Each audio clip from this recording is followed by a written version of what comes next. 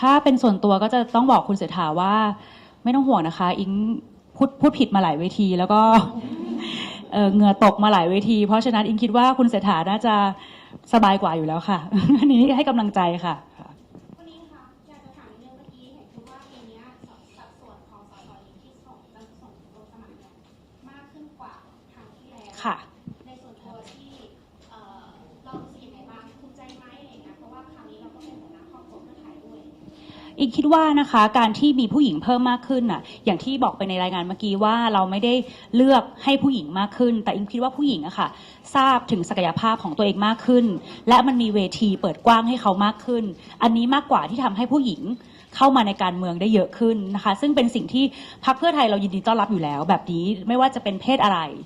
ก็ขอให้มั่นใจในตัวเองแล้วก็ถ้ามีจุดมุ่งหมายเดียวกันในการพัฒนาประเทศเรายินดีต้อนรับหมดสมาชิกพรรค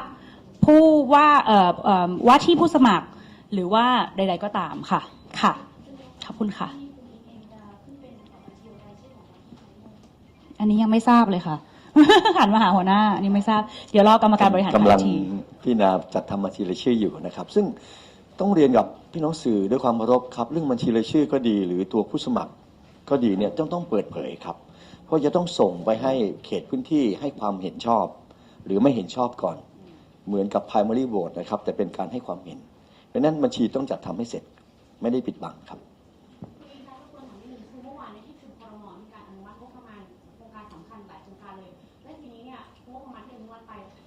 เกือบ10,000 ล้านเลยก็นักวิชาการก็มาแสดงความเป็นห่วงว่าอาจจะเป็นการสร้างงบผูกพันไปถึงรัฐบาลหน้าที่จะเข้ามาบริหารต่ออย่างนี้ค่ะทีนี้ครับเพื่อไทยเรามองว่าถ้าเกิดรอบหน้าเรามาเป็นรัฐบาลแล้วงบนี้มันผูกพันไปมันจะส่งผลยังไงกับการบริหารของเราเนี่ยก็ต้องจัดการงบทุกงบที่มีอยู่แล้วถ้ามันต่อเนื่องกันมันก็ต้องจัดการนะคะแต่แน่นอนเรามีผู้ที่มีความรู้ความสามารถอยู่แล้วล่ะเราก็ต้องประชุมกันหมดเรื่องงบของทั้งหมดเพื่อจะต้องใช้ภาษีของประชาชนเนี่ยให้เกิดผลที่ประชาชนมากที่สุดอันนั้นคือใจความสำคัญค่ะเงินจำนวนมหาศาลที่ใช้ไปก่อนงบที่67ต้องแก้นี้คือเรื่องงบประมาณเนี่ยนะครับต้องแบ่งเป็นสองส่วนนะครับส่วนที่หนึ่งเนี่ยเป็นการผูกพันในลักษณะของเป็นการก่อหนี้แล้วก็มีการผูกพันต่อไปอนาคตอันนั้นก็ส่วนหนึ่งนะครับส่วนที่สองเนี่ยเป็นลักษณะผูกพันตามข้อกฎหมายเช่นเป็นสวัสดิการซึ่งอันเนี้ยถ้าเป็นข้อกฎหมายแล้วเนี่ยรัฐบาลที่เข้ามารับช่วงต่อไม่ว่าจะเป็นรัฐบาลไหนนะครับมันก็ต้องดำเนินการตามนั้นนะครับก็เรียนกับพี่น้องประชาชนด้วยความเคารพนะครับว่าถ้าเขาอนุมัติมาในยุคนี้เนี่ยมันก็เป็นภาระของพี่น้องประชาชนทุกคนนะต้องช่วยกันไม่ว่ารัฐบาลไหนเข้ามาก็ต้องรับผิดชอบยกตัวอย่างเช่นภาระผูกพันเรื่องของค่าป่วยการของอสม